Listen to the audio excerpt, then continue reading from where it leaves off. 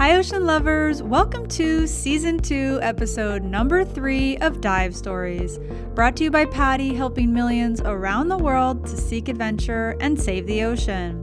I'm your host, Ocean Allison, and on today's episode, I'm chatting with Andy and Emma Casagrande. Andy and Emma are award-winning shark photographers and conservationists. During this episode, they share all about their shark diving adventures around the world, what it means to be each other's dive buddies, and their thoughts on the importance of protecting and respecting sharks. All that and more coming right up. Thanks for being here. Ready to jumpstart your next underwater adventure? Good news! We're offering Dive Stories podcast listeners an exclusive 20% off all PADI recreational e-learning courses. With PADI e-learning, you can start your next dive adventure right now from the comfort of your own home before connecting at any time with a PADI dive center or resort to complete your in-water training.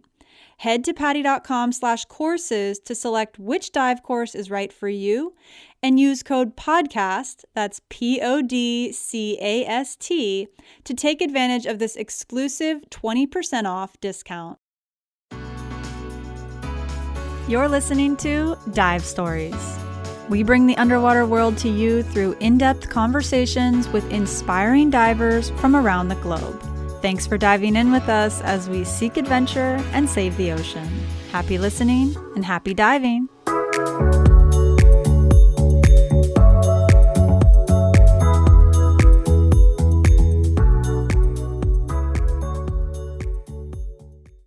Today's Dive Stories guests are award-winning shark photographers and conservationists Andy and Emma Casagrande. Andy and Emma, welcome to Dive Stories, and thank you both so much for joining us on the podcast today. Thank you. Happy to be here. Yeah, thanks for having us. Yeah, definitely. Well, we're actually going to just jump right into what we call the Dive 5. And how the Dive 5 works is at the start of each episode, I ask our guests 5 rapid fire questions about their experiences as divers and ocean lovers. Now, since there's 2 of you, Andy, maybe we'll have you answer first, and then Emma, you can just answer right after. So what do you think? Are you two ready to answer the Dive 5? Yes. Ready. Okay, sounds great. Number 1, where is the first place you ever took a breath underwater? Monterey, California. Okay, and Emma? Mine was in Israel, in the Red Sea. Wow. Okay. Number 2, in just one word, how does diving make you feel? Free. Peaceful. Great. Okay. Number 3, if you were a shark, what species would you be? Great white shark. I think I knew that one, Andy. Okay, and Emma? Be a great white shark too, so we can be together there too. Amazing. Okay, both great white sharks.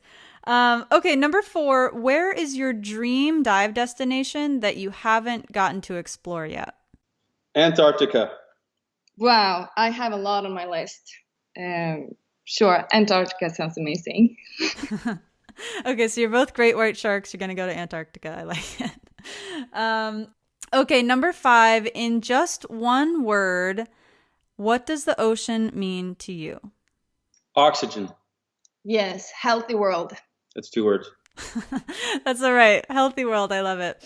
Okay. Thank you both so much for answering the Dive 5. We're going to get a little more in depth now and jump into the core of the interview. And I want to start out by asking each of you individually, actually, how your relationship with sharks began and how that relationship is maybe similar or different today, now that you're both, successful shark photographers and conservationists. So, Andy, I know you've been interested in sharks since you were a kid. What was your relationship like with sharks when you were young in comparison to now? Well, I was born in New York City. I grew up in Pennsylvania. Neither of them had really great access to the ocean. And I saw my first shark on television, and that changed my life forever. I thought they were fake because your parents often tell you not to believe everything you see on TV. I thought they were make-believe, but when I realized finally after watching dozens and dozens of documentaries and reading books and magazines that they were real, it just completely blew my mind that these prehistoric dinosaur predators were alive and well, and actually something that I could potentially see one day in real life. So it all started through media, seeing them, on a television set when I was very young. I don't even know how old, but my lucky number's 7, so I usually just say 7 years old. And so now in comparison, obviously you've had years and years of diving with sharks and working with sharks. And would you say that your love and fascination for them has grown even more? Yeah, certainly. I mean, as a kid, like most people, they look a bit scary, but the more I learned about them, both through media and through real life experiences, I realized they were amongst the most polite predators on the planet. I've done a lot of different other predator films like lions, hyenas, crocodiles, killer whales, wolves, and different things like that, and they're way more. I don't know how to say it nicely. They're just way more brutal, it seems, whereas sharks, all predators seem to primarily kill for, survival. But yeah, to me, that my respect for them grows every day, and just getting the message out to people that humans are way more dangerous and your car is way more likely to kill you than a shark. I think people just need to put that in perspective, and then, understand that they really do protect our oceans. They maintain the balance, and that's really critical, even if you don't live by the ocean. So, yeah, it changes. It just grows stronger every day. There's not a day that goes by that I'm not, completely blown away and fascinated with sharks and completely in love with them. And Emma, I know your relationship with the ocean and diving, started a little bit later in life. How has your relationship with and perception of sharks evolved over time? So I became in love with the ocean through Flipper, actually, which is kind of maybe not what I believe in right now, but with the dolphins. And then I got certified in Israel in the Red Sea, and I thought it was amazing, and I was in love with the ocean, and it's just stunning when you be able to go underwater and dive with all the amazing things there. And then when I met Andy in Africa, that definitely took it to a whole different level. And that's when I got introduced to sharks in a whole different way. And we've been shark diving ever since. So yeah, it has really changed everything. They're extremely important to our ocean, to our world. I have a huge love for them, for all animals underwater and above water. So I love them. Now, one thing I love about your work today is that you're really a team. You're like this dynamic duo in the world of wildlife photography and conservation. So I'd love to hear, what's it like to get to be each other's dive buddies and work together while you're filming and photographing wildlife beneath the surface? I love it because Andy is almost like a shark. He thinks like a shark.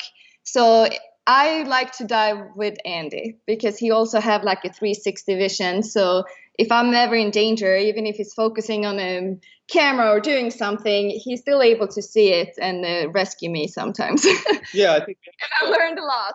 A vested interest in keeping each other alive, for our kids' sake, for our own sake. Not that, the sharks are malicious, but anything can happen underwater, obviously.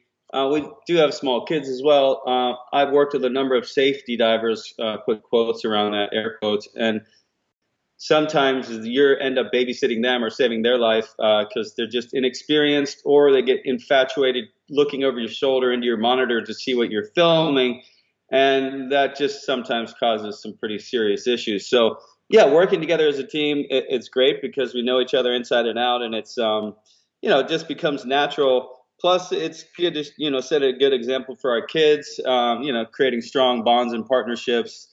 And, if we could share the same toothbrush, if we forget our toothbrush, Emma does all the time, or my toothpaste. So it's just a convenient, and it's a great way. A lot of couples, they work 9 to 5, or one works away from home, or whatever it is. So, it can be a struggle with your home and your personal life if you're always away, you're always working. But if you could work together, then that kind of is the best of both worlds. Yes. Yeah, definitely. And, like you just mentioned, you have, 2 super cute kids. What does it mean to you both to not only get to introduce them to the underwater world and sharks, which I know you do a lot, but you actually bring them on location with you, and you share this passion for photography and conservation with them as they're growing up. So, what does that mean to you? Emma, do you want to start first? It means a lot to be able to give them the love for the ocean that we have and the knowledge, and try to pass it on, because the world, we want it to be here for a long, long time. So we need to educate our little ones to care for what we care for. And I feel like they really do. They love the ocean. They love the sharks. We've been taking them for dive with white sharks and hammerheads, and we bring them on location. And our work becomes more like of a lifestyle. It's not just work. It's just our way of living, and it's amazing, I think. Yeah, I mean, my kids teach me something new every day. My son Ace became a vegetarian during the pandemic. He's been a vegetarian now for a year and a half. We were having dinner one night, and he's like, "Dad, you're always talking about coexisting with wildlife and animals, but we eat them. Like, why do we kill animals and eat them?" And I'm like, "Well, it's a good point, Ace. Great white sharks eat seals and tunas and dolphins. It's how they've sort of evolved. But, we are a super predator, and we can make other decisions if we want to. So I think it's cool to see them applying what we teach them to their everyday life. And they're sort of famous in their school now for having parents that shark dive, and we go to talk at their schools. We're buddies with the principal, which helps, and we're taking the principal shark diving. It's just cool because, we practice what we preach. We work on a lot of media, a lot of films for Shark Week, National Geographic, and sometimes media doesn't always convey the message that you're trying to convey. They always put the pretty pictures up, or the scary ones, but I think our kids have learned the difference between what is hyped up and what is true. It's good to be able to, articulate certain points that, yes, they're not malicious predators, but they can be dangerous predators.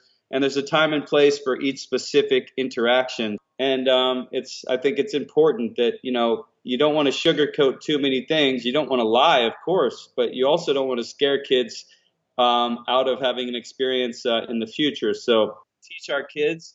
And now they're teaching us things and keeping us on our toes. Yeah, no, I think that's amazing. I think it's incredible that you're instilling not only a fascination with sharks, but also respect, right? A healthy respect. So that's really great. And just a love for the ocean and the environment and the world overall, it sounds like. So that's really cool.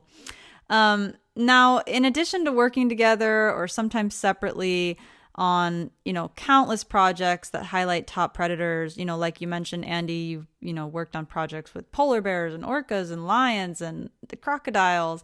And you work for all the major networks, Nat Geo, BBC, Animal Planet, so many others. But one of the programs you're both very well known for being part of is, of course, Discovery Channel's Shark Week. So I'm curious for you, what do you love about being part of Shark Week each year, both behind and in front of the camera? And from your perspectives, what role does Shark Week play in humans' perceptions of sharks globally? Yeah, I think Shark Week is definitely a double-edged sword. One way to describe it is, just to start off with Jaws, right? Jaws was, came out in the 70s. It freaked the entire world out about sharks. Immediately, it created some really negative backlash against sharks. People wanted to kill them. You were praised in your town if you went out and caught them, killed them, hung them up on a dock, took some pictures. It was seen as like you were removing and exterminating these dangerous pests that were eating our children. Clearly, that was bullshit. Peter Benchley, I got to meet the author of Jaws, and he really regretted his book after it came out and after Spielberg made the movie, because he had no idea it would be so powerful and have such a powerful effect on people afraid to go in their swimming pools, afraid to go in the bathtub. Like, it was just ridiculous, But at the same time, they are these sea monster looking predators that do occasionally kill people. We know now that it's generally in the single digits, and there are no real sharks out there that are malicious like Jaws, hunting families, and they're really intelligent. And if they decided that humans were a viable prey item, they would, if they wanted to, consume us on a daily basis. But the reality is that's not true. Shark Week came about, I believe, in the 80s. And like any other network, Discovery has gone through a variety of variations of Shark Week, from super heavy science, natural history, crazy celebrity shows, comedies. they seem to want to cater to every type of audience, and that makes sense as a network. Sometimes the message can be overblown and hyped up and really a scare tactic. Other times, when they've tried to do too much science, so to speak, it turns off their demographic of 25 to 35-year-olds.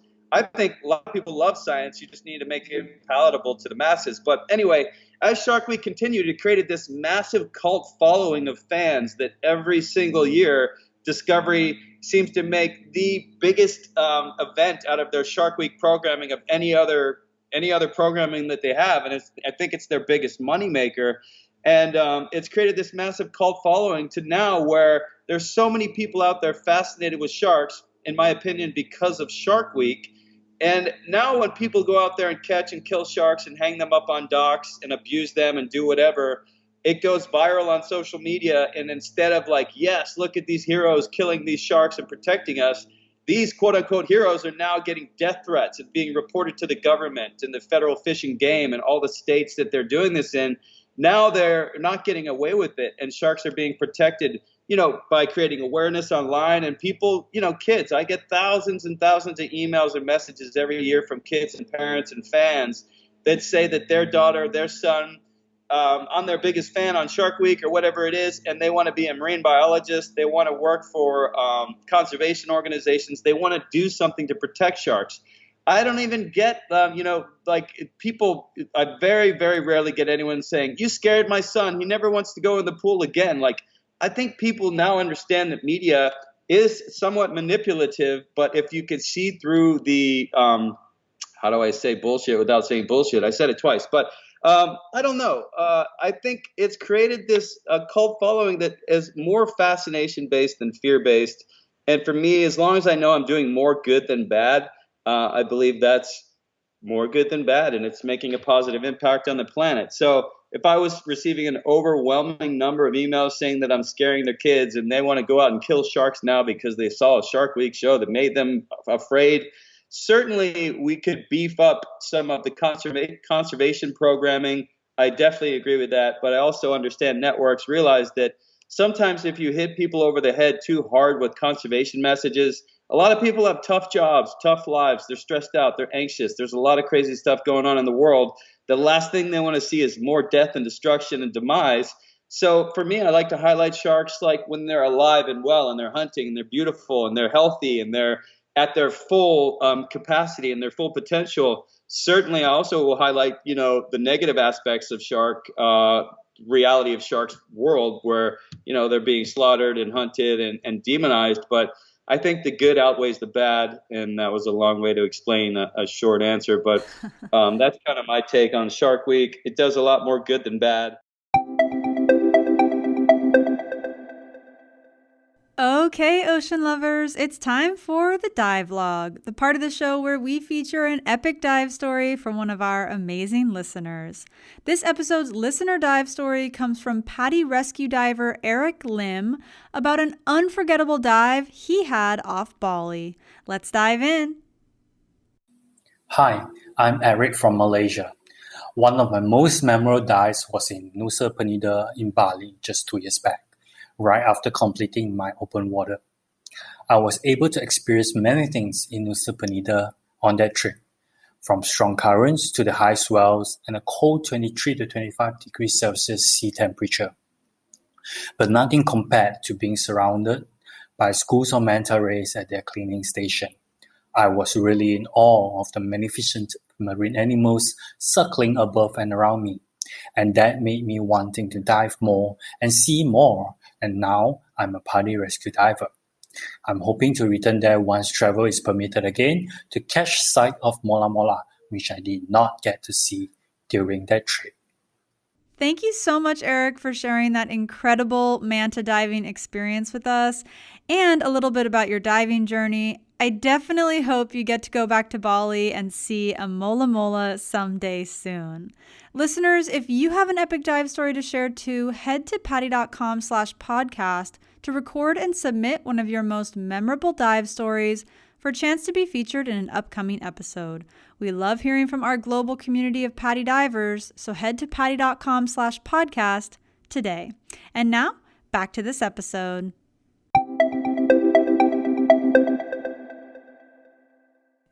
So, Andy and Emma, how much of a role would you say that being a confident and skilled scuba diver plays in enabling the underwater photography and videography work that you do?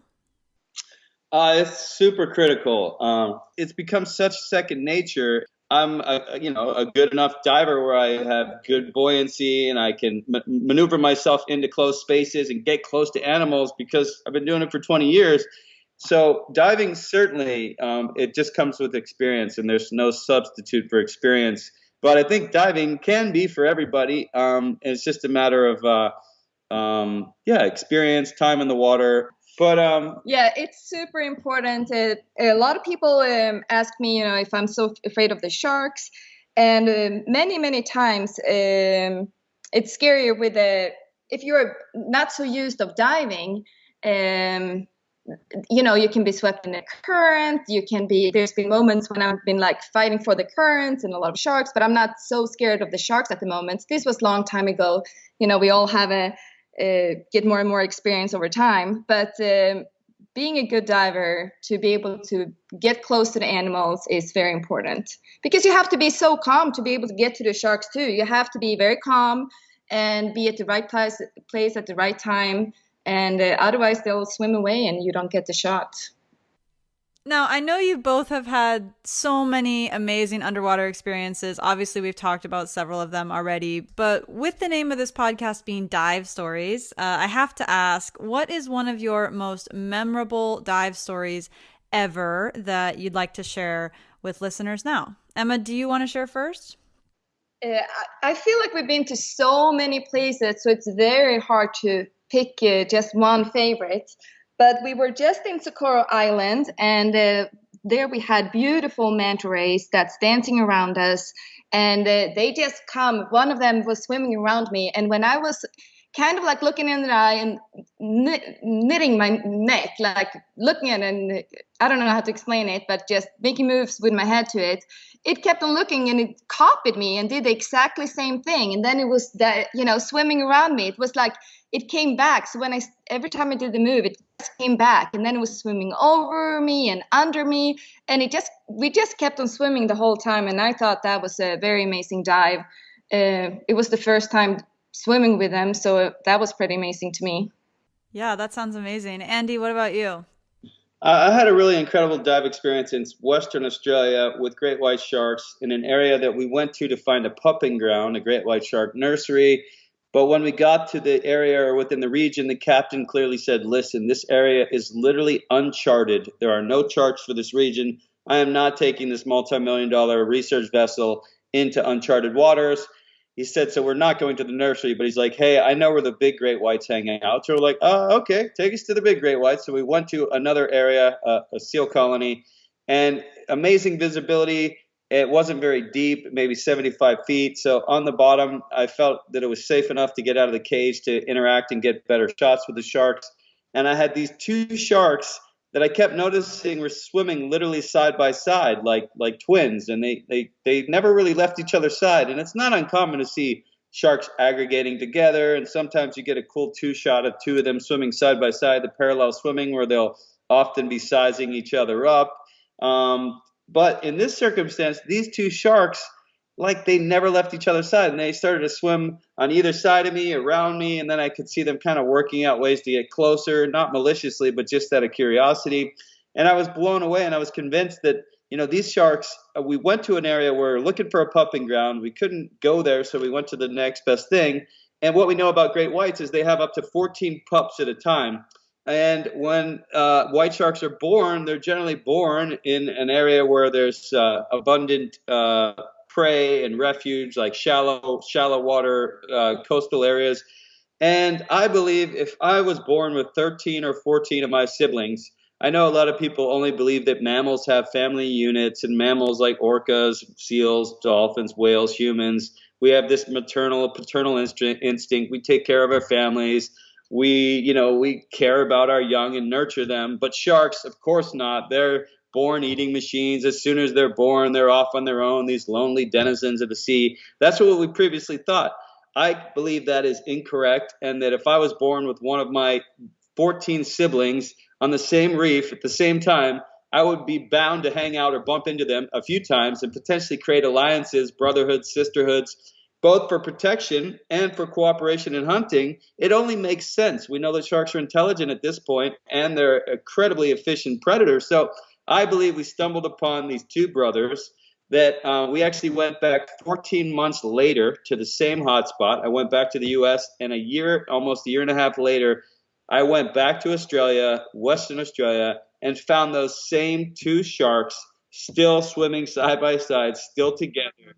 And we tried to take DNA, but we were denied by the Australian government. The Australians are a bit freaked out by their sharks or their quote-unquote shark problem. As I'm sure you've seen in the media lately, they've got shark nets still up. They're killing dolphins, whales, seals. It's pretty horrific. But bottom line is, the greatest dive experience of my life was with these two great white shark quote-unquote brothers. Scientists, I'm sure, cringe when they hear me say that because I have no proof. But I also believe that things, until they're proven, there's no way to really tell. So yes, I'm a strong believer in science, but I don't like when people discredit theories that can completely be possible, because I believe that sharks are intelligent enough to say, hey, I'm going to hang out with my brother because he's a good hunter and he's faster than me, but I'm really good at distracting the prey, or vice versa. We did see them cooperating. So to me, this was an amazing experience. I'm trying to work with certain networks to develop the story further. Again, I think the Australian government did go and take DNA sequences, but they haven't released any of the data.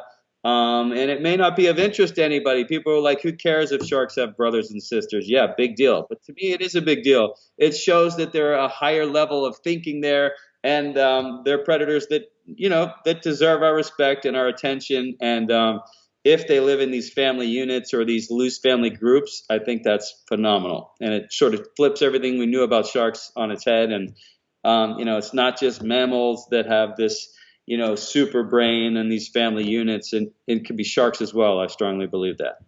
Yeah, that's definitely fascinating, and I hope you get to explore it further. Now, as two people that have not only spent countless hours interacting with sharks underwater, like we've talked about, you also very much so advocate for sharks above the surface, for their protection, for people to care for them, like you've mentioned. So I'd love if you could share from your perspective, having traveled all around the world and seen sharks in good health and also in bad health, so to speak. What are some of the main threats facing sharks globally, and what are some of the main ways that people can be part of creating a better balance between humanity and sharks? I mean, everyone knows probably one of the biggest threats is shark finning, where the sharks are targeted for their fins, but also, ocean acidification, plastic pollution. All of these things have catastrophic cascade effects on the overall health of the oceans. And when sharks are the top predators eating all these smaller species that are loaded with pollutants and heavy metals and whatnot, they accumulate in the sharks' bodies, obviously. So I think in general, there seems to be a shift happening where people are realizing, whether you believe in the climate crisis or not, it's fine. Like, for people that want to believe it's a natural cycle of the earth, great, that's okay. But you should not believe that billions of metric tons of carbon emissions and pollutants are a natural cycle of the earth. They are not. It's a horrific byproduct of humankind. I don't want to demonize humans, but I think a lot of us are intelligent enough to understand that our everyday decisions have major consequences. So every little thing you can do can help the ocean. It can help sharks.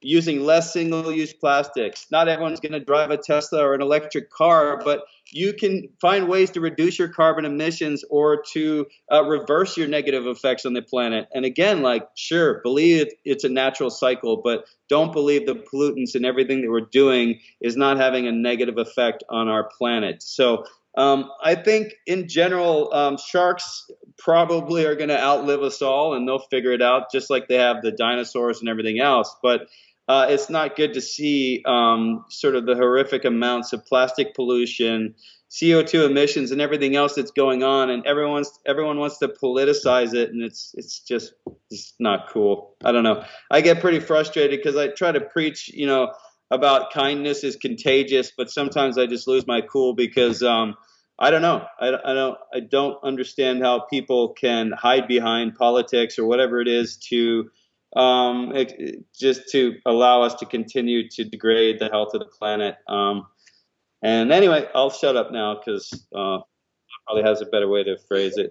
No, I think that was great. Yeah, the ocean is providing with more than 70% of the oxygen. It's like the rainforest. It's clean the carbon dioxide, and so it's very important to take care of it, even if we don't love it, just for our oxygen and our health. And overfishery is a big problem, and we get more and more people on the planet.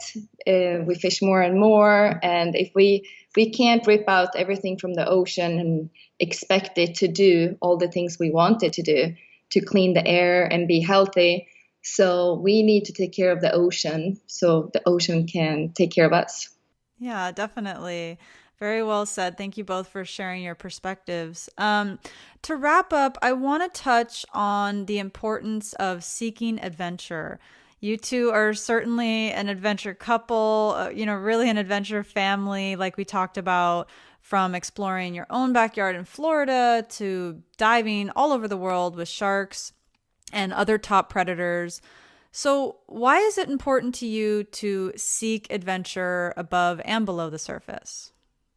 I think adventure is like the spice of life or whatever. I mean, I think a lot of people unfortunately don't take that leap of faith, whether it's because of their own psychological, they're their own worst enemy, or it's a financial thing or whatever it is. Not everyone is going to have the opportunity to go diving in different parts of the world or even in their own backyard for various reasons. But, with media, you can vicariously experience some amazing things. But any chance you get to get out into the wild, I think, is a massively life-enriching experience. I mean, we do it every day, so we don't take it for granted. But I think the amount of people that I've taken shark diving for the very first time in their lives that walk away saying, "Oh my God, that was the greatest experience of my entire life," that is a phrase that literally happens almost every time. And at first I was like, wow, cool. I mean, I thought it was just me that really loves sharks, not just me, but I get it. Sharks are cool, but I had no idea this was so life-changing for you. And the more and more I see it, like people, it's like they're reborn and they realize like, it's not that you only live once, it's you only die once and you have the opportunity to live every day. So do it. Whether you can, again, like sometimes it is just your life restricts you. But again, you could be your own worst enemy. And if you're able to overcome that and get out and see things, it becomes contagious. And you start to find yourself in situations where you're doing it again and again and again. And not, again, everybody, but from my perspective, you need to take that leap of faith, get out there, literally live the life you dream, and you will never regret it. Amazingly well said. Emma, what about you? Why is it important to you to seek adventure and get out there in nature and experience the world above and below the surface? I think the nature is just amazing, the most amazing adventure of all. It just have a very healing effect, even if you're underwater or if you are, in the mountains. We saw the volcanoes. Any adventure, if you're hiking to a hot springs, anything with nature, I think is the most thrilling, amazing feeling. And you connect to the world and you feel happy and you get, amazed about the world. And you want it to be as happy and healthy as it can be because, it's so gorgeous. Yeah, definitely. Well, Andy and Emma, on behalf of our global community of PADI divers and ocean lovers, thank you for capturing the incredible nature of the ocean's top predators, for inspiring others to take action to protect sharks, and thank you for joining us on Dive Stories. It's really been so great chatting with both of you. You too. Thanks for having us, and we really appreciate it. Sorry for all the awkward, non-sugar-coated, unfiltered comments. We appreciate your time and the exposure, and we hope people are inspired. And I think it becomes contagious when people realize that sharks are actually amazing, beautiful, polite predators, and they're here to protect us, and we should do the same. Yes, thank you so much. It's been amazing. Thank you for everything. Thanks for tuning in to Dive Stories. You've just heard Andy and Emma Casagrande, award-winning shark photographers and conservationists. To learn more about their work, you can follow them on social media at ABC4Explore and at Emma_Casagrande. Inspired to connect with the ocean further? Good news! We're offering Dive Stories podcast listeners an exclusive 20% off all PADI recreational e-learning courses. With PADI e-learning, you can start your next dive adventure right now from the comfort of your own home. E-learning allows you to complete the online portion first and then connect at any time with a PADI dive center or resort to complete your in-water training. Whether you're just starting or continuing your diving journey, PADI e-learning is an ideal way to jumpstart your next underwater adventure. So head to PADI.com/courses to select which course is right for you and use code PODCAST, that's PODCAST, to take advantage of this exclusive 20% off discount. This has been Dive Stories, brought to you by PADI, Seek Adventure, Save the Ocean. If you love the ocean and enjoyed this podcast episode, please subscribe to Dive Stories in your podcast app and feel free to leave a review. Follow PADI on social media and head to PADI.com to join our community of torchbearers working together to seek adventure and save the ocean. I'm your host, Ocean Allison. Happy diving!